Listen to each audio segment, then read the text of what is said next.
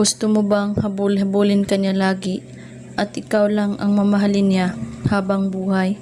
Gawin mo ang spell na ito para hindi na siya magdadalawang isip na mamahalin ka at hindi ka na niya iiwan magpakailanman.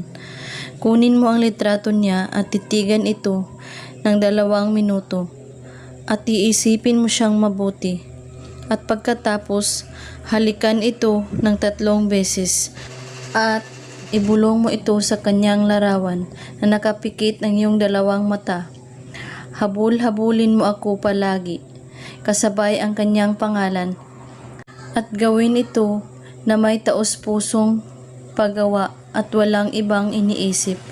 At walang pagdadalawang isip sa paggawa at laging positibo para tumalab agad. Gawin ito kahit anong oras at araw bago kayo matulog sa gabi. At pagkatapos po ninyong gawin ang ritual na ito, ay itago mo lang ang kanyang larawan na walang makakakita nito o makakaalam. At huwag kalimutang manalangin sa ating mahal na Panginoon.